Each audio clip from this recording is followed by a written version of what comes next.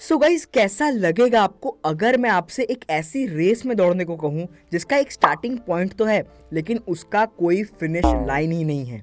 क्या होगा?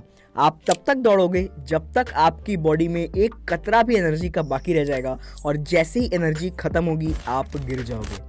Without goals हमारी लाइफ भी एक ऐसे रेस के जैसी होती है जिसका एक स्टार्टिंग पॉइंट तो है बट कोई फिनिश लाइन नहीं है। आप अपनी लाइफ में तब तक दौड़ते रहते हो जब तक आपकी बॉडी में एनर्जी है। एनर्जी खत्म हो जाती है, आप मर जाते हो, आपकी लाइफ एकदम पॉइंटलेस साबित हो जाती है। तो गाइज इसीलिए कहा जाता है कि लाइफ में आपको गोल सेटिंग करनी चाहिए बिकॉज गोल्स आपकी लाइफ को एक डायरेक्शन देते हैं। So hello everyone, this side Rajshekhar Ganguly. I am a digital marketer, a motivational speaker and business coach. आज की इस वीडियो के अंदर ना सिर्फ मैं आपको 2023 के लिए गोल सेट करना सिखाऊंगा बल्कि मैं आपको एक ऐसा 5 स्टेप फॉर्मूला बताऊंगा जिसको फॉलो करके आप अपनी लाइफ के किसी भी गोल को अचीव कर सकते हो। सो देरी किस बात की, फटाफट से वीडियो को स्टार्ट करते हैं। So guys, before we get into the video मैं आपसे 2 क्वेश्चंस करना चाहता हूं। जो मेरा पहला क्वेश्चन आपसे है वो ये है, क्या आप गोल सेटिंग करते हो? एंड इफ यस और if no let me know in the comment box. और अगर आप गोल सेट करते हो तो आप किस तरीके का गोल सेट करते हो? क्या आप डेली गोल सेट करते हो? क्या आप वीकली गोल सेट करते हो? क्या आप मंथली गोल सेट करते हो या फिर आप ईयरली गोल सेट करते हो? कैसे गोल्स आप सेट करते हो और आप गोल सेटिंग करते भी हो या फिर नहीं, आप मुझे कमेंट बॉक्स में बता सकते हो। वीडियो को पॉज करो और फटाफट से जाके कमेंट बॉक्स में आंसर करो। जो मेरा दूसरा क्वेश्चन आपसे है वो ये है कि जो भी गोल्स आपने सेट करे हैं, क्या उन गोल्स को अचीव करने के लिए आप इनफ हार्डवर्क कर रहे हो? क्या इनफ एफर्ट्स लगा रहे हो आप उन गोल्स को अचीव करने के लिए? इफ यस और if no let me know in the comment box right now. So guys, research बताती है कि out of every 100 people 86 people quit working for their goals, that too within the first 6 weeks of setting their goal. इसका मतलब ये होता है कि हर 100 में से 86 पीपल यानी कि हर 100 में से 86 लोग अपने गोल्स को सेट करने के 6 हफ्ते के अंदर अंदर ही अपने गोल्स के लिए काम करना बंद कर देते हैं। अब ऐसा बेसिकली 2 रीजंस की वजह से होता है। पहला, वो जिन प्रिंसिपल्स को फॉलो कर रहे हैं अपनी लाइफ के अंदर वो बहुत ज्यादा स्ट्रांग नहीं होते, और दूसरा ये कि उनके पास में कोई गुड सिस्टम नहीं है अपने गोल्स को अचीव करने के लिए। अपनी बुक प्रिंसिपल्स के अंदर रे डालियो हमें यही सेम चीज बताते हैं। गाइस, मैं आपको बता दूं कि रे डालियो इस दुनिया के सबसे ज्यादा सक्सेसफुल लोगों की लिस्ट के अंदर आते हैं। रे डालियो ने दुनिया का सबसे बड़ा हेज फंड क्रिएट करा था जिसका नाम था ब्रिज वाटर एसोसिएट्स, और इस हेज फंड को क्रिएट करने के लिए जो इन्वेस्टमेंट यहाँ पर लगी थी that was more than $160 billion. So आप सोच सकते हो इस बंदे ने अपने लाइफ में कितना ज़्यादा सक्सेस यहाँ पर अचीव किया हुआ है।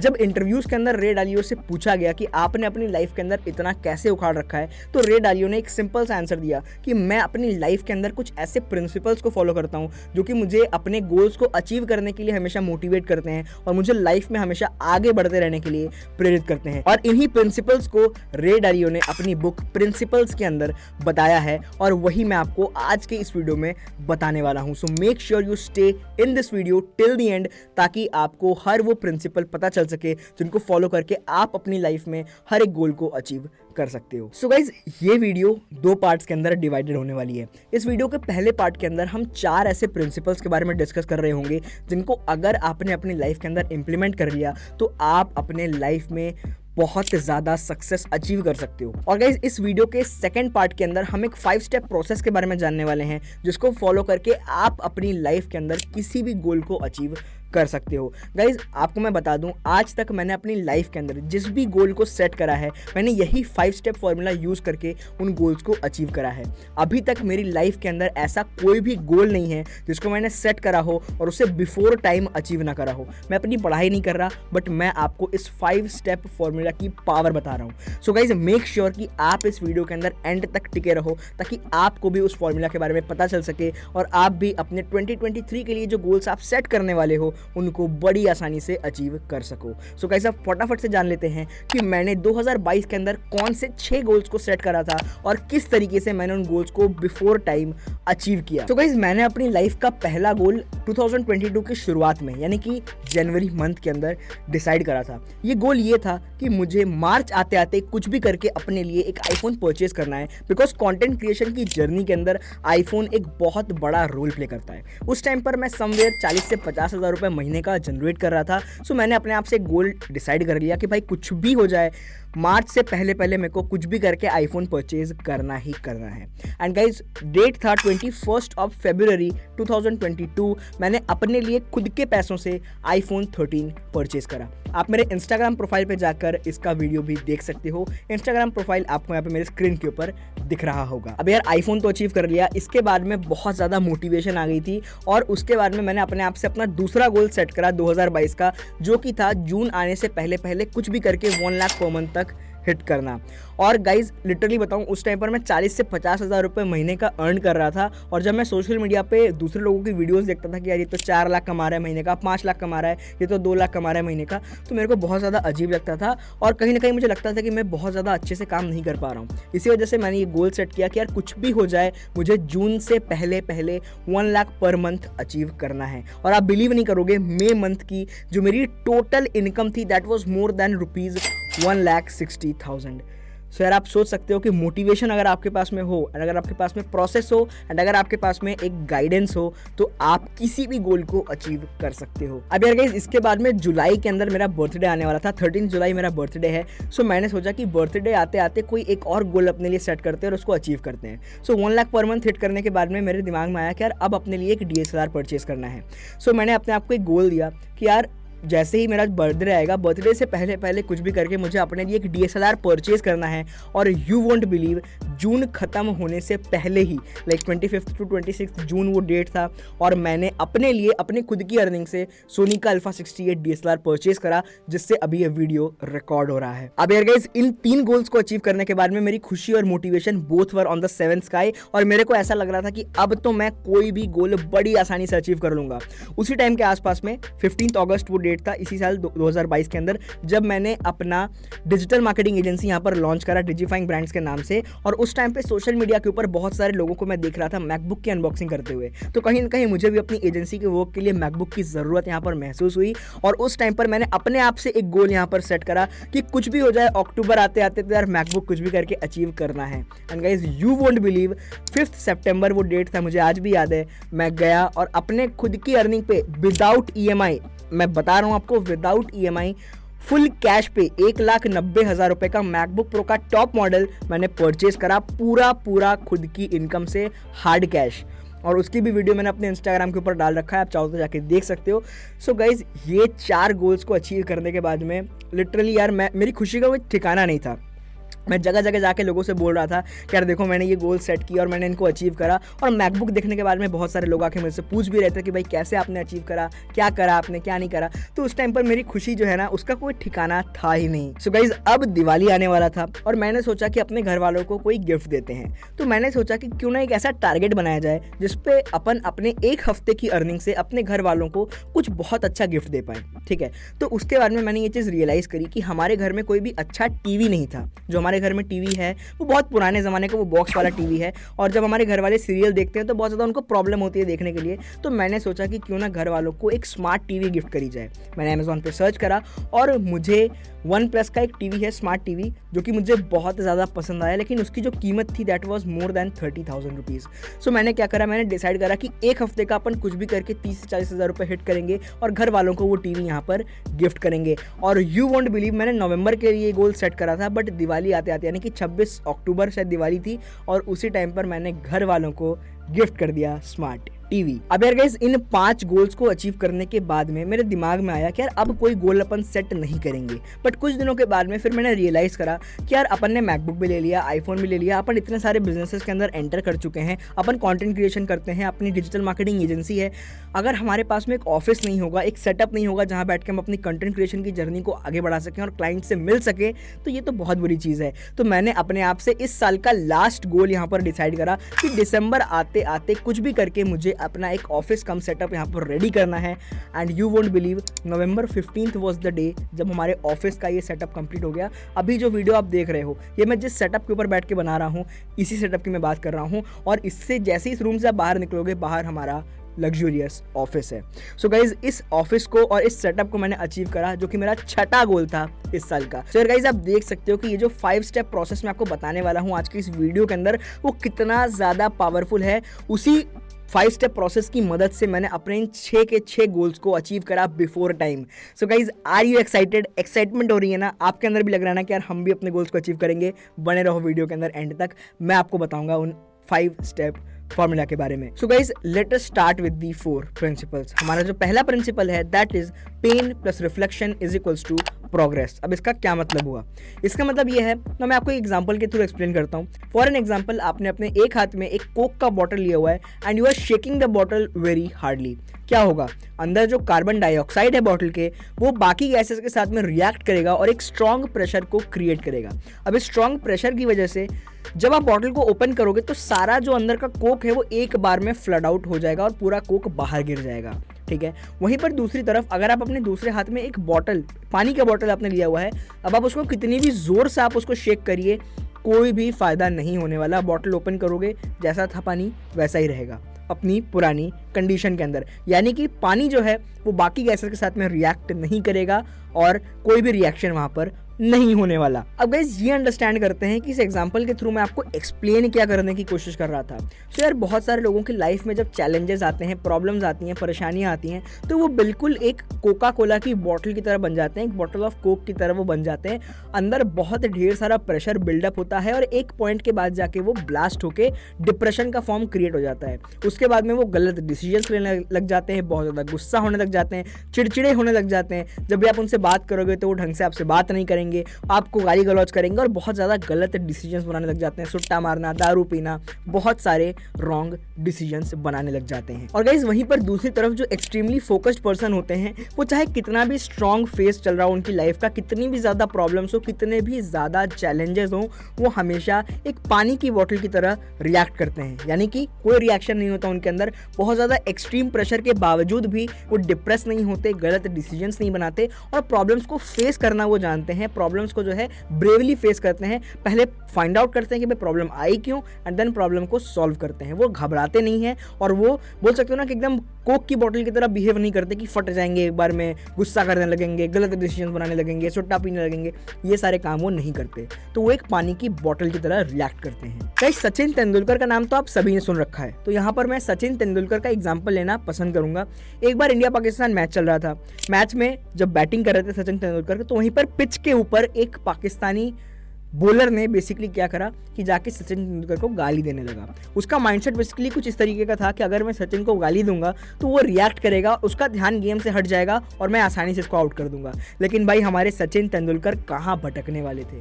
उन्होंने उसकी गाली का जवाब सिर्फ हंस के दिया और उसके बाद में उन्होंने इतने छक्के लगाए मैच के अंदर, इतने चौके लगाए कि उन पाकिस्तानी बॉलर्स का मुंह बंद हो गया। तो यहाँ पे हमें क्या सीखने को मिलता है कि कभी भी अगर कोई आपको कुछ उल्टा सीधा कहता है तो उसका जवाब कभी भी आप बातों से मत दो, बल्कि अपने एक्शन से दो।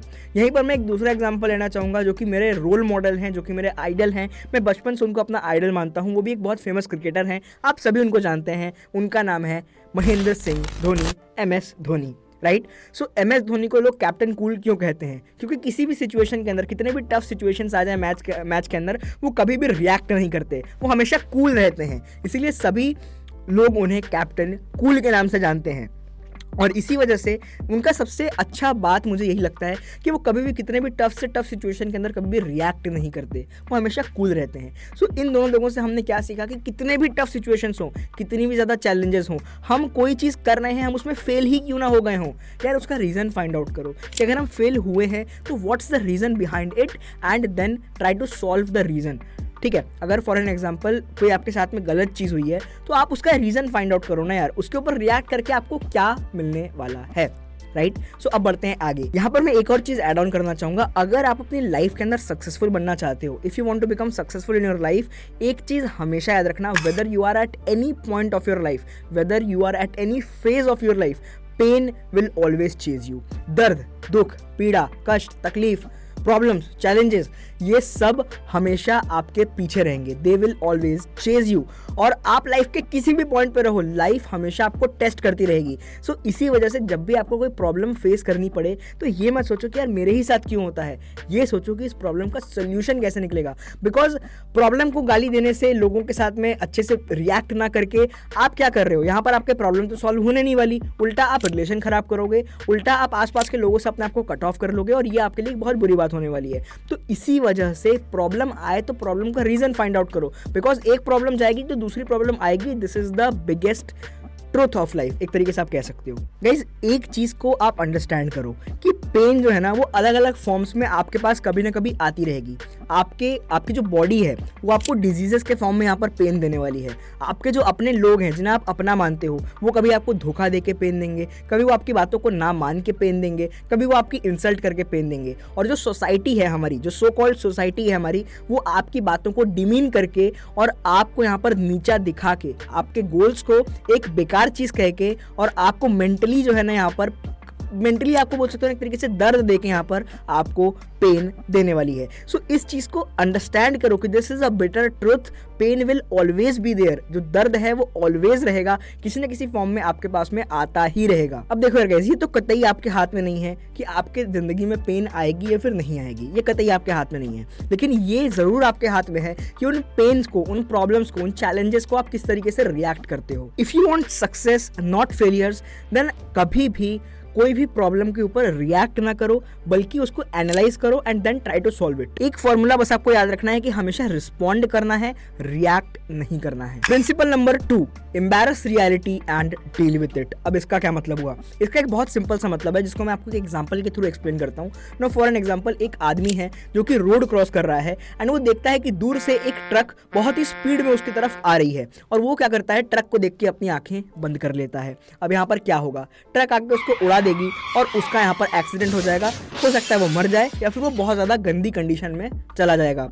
इसका रीज़न क्या था? रीज़न इसका बहुत सिंपल था कि उसने यहाँ पर रियलिटी को एक्सेप्ट नहीं किया। बहुत सारे लोगों के लाइफ में भी यही सेम चीज़ होती है। उनके लाइफ में जब प्रॉब्लम्स आते हैं, चैलेंजेस आते हैं, तो वो क्या करते हैं, उसको अवॉइड करना स्टार्ट कर देते हैं, नेग्लेक्ट करना स्टार्ट कर देते हैं, जिसकी वजह से वो रियलिटी को फेस नहीं कर पाते और रियलिटी को चेंज नहीं कर पाते। सो अगर आपको अपनी लाइफ के अंदर सक्सेसफुल होना है तो मैं आपको एक फॉर्मूला बताता हूँ जिसको आपको हमेशा याद रखना है। The formula is that your dreams plus your reality plus your determination is what leads you to a successful life. Principle number 3 is realistically optimist. अब realistically optimist ये क्या होता है? मैं इसको भी आपको एक एग्जाम्पल के थ्रू एक्सप्लेन करता हूँ, बिकॉज जब हम एग्जाम्पल्स के थ्रू समझते हैं तो चीज़ों को समझना हमारे लिए बहुत ज़्यादा आसान हो जाता है। अब देखो यार, 2 तरीके के लोग होते हैं जो अपने गोल्स को कभी अचीव नहीं कर पाते।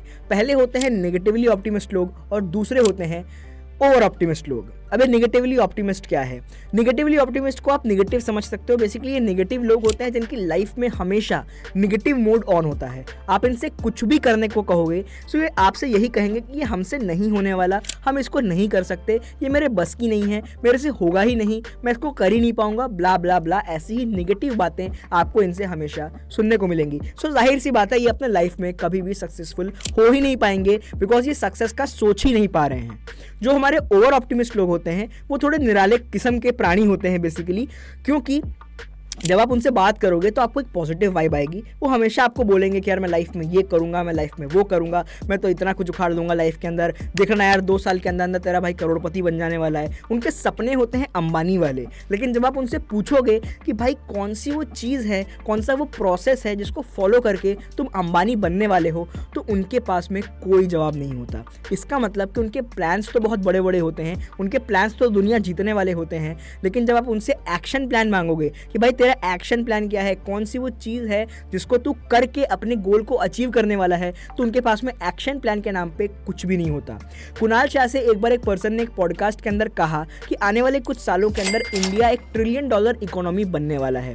तो कुणाल शाह ने हंस के रिएक्ट किया एंड उनको कहा, चलो मैं मान लेता हूँ इंडिया $1 ट्रिलियन इकोनॉमी बनने वाला है, but share me the action plan. कौन सी वो चीज़ें हैं जिनको करके इंडिया $1 ट्रिलियन इकोनॉमी बनेगा, right? So always believe in action plan, not in the goal. आपका गोल है 1 लाख महीना कमाने का, लेकिन आपके पास में कोई एक्शन प्लान ही नहीं है 1 लाख महीना कमाने के लिए, तो आप कैसे कमाओगे 1 लाख महीना? अगर गाइस देखो, जो लोग सक्सेसफुल नहीं हो पाते, जो लोग फेल हो जाते हैं, उनमें एक तीसरे प्रकार के भी लोग होते हैं जिन्हें हम कहते हैं ब्लाइंडली ऑप्टिमिस्ट पीपल। अभी ब्लाइंडली ऑप्टिमिस्ट पीपल क्या हैं? सो यार देखो, 1979 से 1982 के बीच में बहुत ज़्यादा वर्ल्ड में जो है ना, एक तरीके से बोल सकते हो वर्ल्ड की जो इकोनॉमी थी वो बहुत ज़्यादा वॉलेटाइल थी। किसी को कुछ समझ में नहीं आ रहा था कि होने क्या वाला है।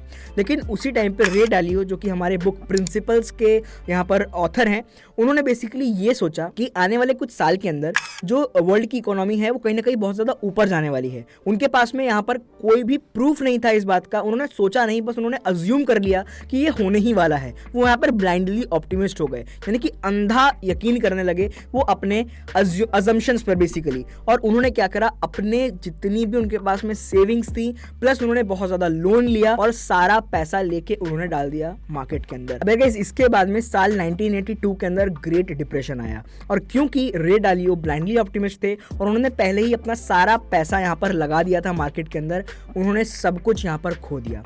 इतने बुरे दिन आ गए कि उनकी कंपनी को इतना ज़्यादा लॉस यहाँ पर फेस करना पड़ा कि वो अपने कंपनी के अकेले एम्प्लॉय बच गए थे, और उनके पहले के जितने एम्प्लॉयज़ थे कंपनी के, उनको सैलरी देने के लिए उनके पास में ₹1 नहीं था। उनको अपने फादर से $4000 यहाँ पर उधार लेना पड़ा अपने पुराने और वफादार एम्प्लॉयज़ को उनकी लास्ट सैलरी यहाँ पर पे ऑफ करने के लिए। सो आप सोच सकते हो ब्लाइंडली ऑप्टिमिस्ट होना हमारे लिए कितना ज़्यादा खतरनाक यहाँ पर हो सकता है। तो यार इसके बाद में रे डालियो ने सोचा कि अब उन्हें किसी छोटी मोटी कंपनी के अंदर जॉब कर लेनी चाहिए और अपनी बाकी की जिंदगी को एक एवरेज लाइफस्टाइल के तौर पे बिताना चाहिए। बस उसके कुछ समय के बाद में उनको ये चीज़ रियलाइज हुई कि उनको एक एवरेज लाइफ नहीं जीनी है और उनको एक कुछ बड़ा करना है अपनी लाइफ के अंदर। तो बेसिकली उन्होंने क्विट करने का नहीं सोचा, और उनके दिमाग में एक और ख्याल आया कि यार अगर मैं यहाँ पर क्विट कर भी देता हूँ, अगर मैं सिर्फ एक जॉब करके भी अपनी ज़िंदगी बिताता हूँ, फिर भी मैं जिंदा तो रहूँगा ही। और अगर मैं क्विट नहीं भी करता हूँ, लोन लेके भी, अगर मैं और ज़्यादा लोन लेकर भी अगर मैं अपने बिजनेस को बिल्ड करता हूँ, अपने बिजनेस को वापस से रिस्क लेता हूँ, फिर भी मैं जिंदा तब भी रहने वाला हूँ। तो इसीलिए उन्होंने क्विट नहीं किया, लोन लिया और अपने बिजनेस को वापस से स्टार्ट किया। एंड आने वाले दिनों के अंदर उन्होंने बहुत ज़्यादा अच्छा परफॉर्म किया और कुछ ही दिनों के अंदर दुनिया के बेस्ट हेज फंड मैनेजर बन गए। और उसके कुछ दिनों के बाद में उन्होंने दुनिया का सबसे बड़ा हेज फंड क्रिएट किया, ब्रिजवाटर एसोसिएट्स, और $160 बिलियन की इन्वेस्टमेंट उन्होंने वहाँ पर करी।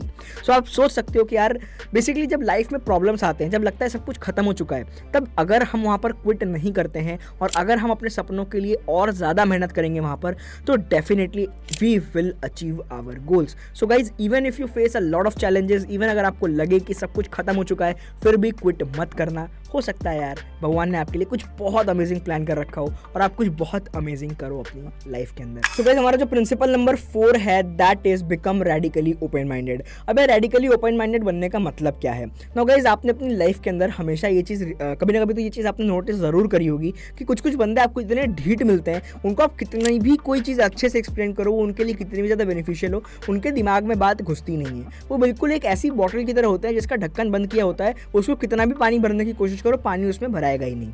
तो आपको कभी भी ऐसा नहीं बनना। देखो, आपको अपनी लाइफ के अंदर ना ओपन माइंडेड बनना है ना क्लोज माइंडेड बनना है। अब आप पूछोगे यार ना ओपन माइंडेड बनना है ना क्लोज माइंडेड बनना है, तो बनना कैसा है? तो आपको अपनी लाइफ के अंदर रेडिकली ओपन माइंडेड बनना है। यानी कि अगर आप किसी से बात कर रहे हो और आपको ये चीज़ लग रही है कि बंदा अच्छी बातें कर रहा है जो मेरे लिए यूजफुल है, तो ओपन माइंडेड बन जाओ। जो वो बोल रहा है सब कुछ सुनो एंड बाद में फिल्टर आउट कर लो क्या सही है क्या गलत है। और अगर आपको लग रहा है कि सामने वाला पर्सन कुछ बहुत ही ज़्यादा नेगेटिव और बहुत ज़्यादा गंदी बात कर रहा है, तो आपको सिंपली उसको इग्नोर करना है और क्लोज्ड माइंडेड बन जाना है। मतलब कि एक कान से सुनो, दूसरे कान से निकाल दो। ये चीज़ अगर आप अपनी लाइफ के अंदर इंप्लीमेंट करते हो तो डेफिनेटली आप बहुत ज़्यादा सक्सेसफुल बनने वाले हो। So guys, now let us know about the 5 step process जिसका यूज करके आप अपने लाइफ में किसी भी गोल को बड़ी आसानी से अचीव कर सकते हो। Now guys, number 1 point is know your goal properly. Now guys, ये मैटर नहीं करता कि आप अपने गोल की तरफ कितनी स्पीड में भाग रहे हो, मैटर ये करता है कि आप सही डायरेक्शन में भी भाग रहे हो या फिर नहीं। इसको मैं एक एग्जांपल से एक्सप्लेन करता हूँ। नाउ फॉर एन एग्जांपल, मैं हूँ और मेरे एक बहुत क्लोज फ्रेंड है अंकित भाई। नाउ मेरे को और अंकित भाई को दोनों को जाना है आगरा। अब गाइस, अंकित भाई ने क्या करा, उन्होंने दिल्ली से कर्नाटक का एक सुपर फास्ट ट्रेन यहाँ पर बुक कर लिया और मैंने दिल्ली टू आगरा का एक स्लो ट्रेन यहाँ पर बुक किया। आपके अकॉर्डिंग कौन अपनी डेस्टिनेशन तक पहुंचेगा? डेफिनेटली मैं पहुंचूंगा। क्यों पहुंचूंगा? बिकॉज अंकित भाई ने भले ही यहाँ पर एक सुपर फास्ट ट्रेन बुक करी हो, बट वो ट्रेन गलत डायरेक्शन में जा रही थी, डेस्टिनेशन पे पहुंच ही नहीं रही थी। मैंने भले ही एक स्लो ट्रेन बुक करी, बट मैंने एक ऐसी ट्रेन बुक करी जो डेस्टिनेशन तक पहुंच रही थी। So it doesn't matter how fast you move और how slow you move, what matters is आप सही डायरेक्शन में भी जा रहे हो या फिर नहीं। स्टेप नंबर 2, इनकाउंटर दी प्रॉब्लम्स। इनकाउंटर का मतलब होता है डील करना, सामने से बात करना। आपको अपने प्रॉब्लम्स को पहले कॉन्शियसली डिफाइन करना है कि ये प्रॉब्लम आखिर में है क्या। ना फॉर एन एग्जांपल, अभी मैं वीडियो बना रहा हूँ, अगर वीडियो बनाते बनाते लाइट चली जाती है तो मुझे परेशान नहीं होना, मुझे पहले डिफाइन करना है कि मेरी प्रॉब्लम क्या है। प्रॉब्लम ये है कि लाइट चली गई है, वीडियो नहीं बन पा रही है। मैंने कॉन्शियसली अंडरस्टैंड कर लिया, अब मैं प्रॉब्लम को अच्छे से फेस कर पाऊंगा। यहीं पर अगर परेशान हो जाता, चिल्ला चिल्ली करने लगता, तो ये चीज़ यहाँ पर बेकार हो जाती। तो हमारा थर्ड स्टेप यहाँ पर है, that is diagnose like a doctor.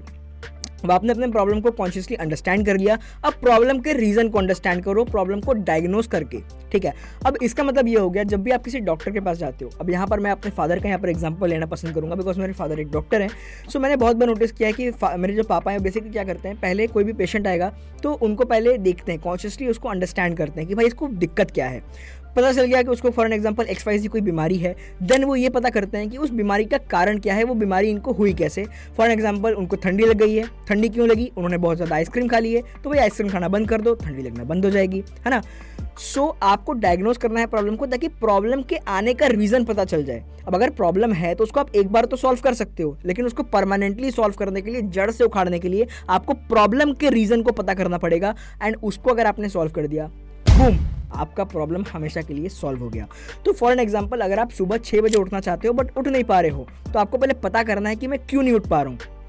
क्या मैंने कोई रात में ऐसा डाइट ले लिया जिसकी वजह से मुझे नींद नहीं आ रही है, या फिर मैं रात को देर रात तक गर्लफ्रेंड से बातें कर रहा था, इसी वजह से मैं सुबह जल्दी उठ नहीं पाया। क्या रीज़न था जिसकी वजह से मैं अपने गोल को अचीव नहीं कर पाया। तो आपको रीज़न को फाइंड आउट करना है। एंड इसके बाद में आता है हमारा फोर्थ पॉइंट, जो कि है डिज़ाइन योर गोल। आपको क्या करना है, अगर आपको प्रॉब्लम की रीज़न पता चल गई तो अब आपको अपने शेड्यूल को चेंज कर देना है ना। फॉर एन एग्जाम्पल, मैं सुबह उठ नहीं पा रहा था, क्यों नहीं उठ पा रहा था, बिकॉज मैं रात को मैंने कुछ ऐसा खा लिया था जिसकी वजह से जो है मैं रात में सो नहीं पाया। तो अब मेरे को शेड्यूल के अंदर उस चीज़ को माइनस कर देना है कि भाई अब मैं कुछ उल्टा सीधा नहीं खाऊंगा। या फिर अगर मैं रात को देर रात तक स्मार्टफोन देख रहा था, गर्लफ्रेंड से बातें कर रहा था, तो मैं क्या करूंगा, उस चीज़ को अपने शेड्यूल से रिमूव कर दूंगा, ताकि अब मैं आराम से सो पाऊँ और सुबह जल्दी उठ पाऊँ। एंड इसके बाद में जो हमारा फिफ्थ स्टेप यहाँ पे आता है, which is the most important step, implement. Guys, दुनिया भर का नॉलेज आप यहाँ पर गेन कर लोगे, दुनिया भर के लोगों से आप यहाँ पर सीख लोगे, लेकिन आप तब भी लाइफ में सक्सेसफुल नहीं हो पाओगे अगर आपने उस नॉलेज को इम्प्लीमेंट नहीं करा। देखो, सोचते तो बहुत से लोग हैं, लेकिन इम्प्लीमेंट कोई भी नहीं करता। अगर आप इम्प्लीमेंट नहीं करोगे, सो लाइफ में कभी भी सक्सेसफुल नहीं हो पाओगे। So if you want to become successful, start implementing whatever you learn. So guys, I hope आपको ये वीडियो बहुत ज़्यादा पसंद आई होगी। आई होप आपको इस वीडियो से बहुत कुछ सीखने को मिला होगा। ये वीडियो बहुत लंबी बन गई है, और अगर अभी तक आप इस वीडियो के अंदर रुके हो, सो दैट मीन्स कि आप अपने लाइफ के अंदर बहुत कुछ अचीव करने वाले हो, एंड आप अपनी लाइफ के अंदर डेडिकेटेड हो अपने गोल को अचीव करने के लिए, एंड ज़रूर आप अपने गोल को यहाँ पर अचीव करने वाले हो। सो गाइज, अगर आपको ये वीडियो पसंद आई, अगर आपको हमारी एफर्ट पसंद आई, देखो यार, इस तरीके की वीडियोस को बनाने के लिए बहुत ज़्यादा मेहनत लगती है। एंड अगर आपको ये वीडियो पसंद आई हो तो मेक श्योर कि आप हमारी एफर्ट को प्रेज करने के लिए एक लाइक कर देना, एक प्यारा सा कमेंट कर देना कि आपको वीडियो पसंद आई या फिर नहीं आई, और अगर कोई भी कमी थी वीडियो के अंदर तो वो क्या कमी थी, एंड उस कमी को हम किस तरीके से सुधार सकते हैं, ये भी आप हमें कमेंट बॉक्स में बता सकते हो। एट द एंड, अगर आप इस चैनल पर पहली बार आए हो तो ऐसे ही और इन्फॉर्मेटिव कंटेंट के लिए हमारे चैनल को सब्सक्राइब कर लेना और बेल आइकन को प्रेस कर देना, ताकि जब भी मैं कोई ऐसी इन्फॉर्मेटिव वीडियो अपलोड करूं उसका नोटिफिकेशन सबसे पहले आपके पास जाए। This side Rajshekhar Ganguly signing off. Let me catch you up once again in one another amazing video.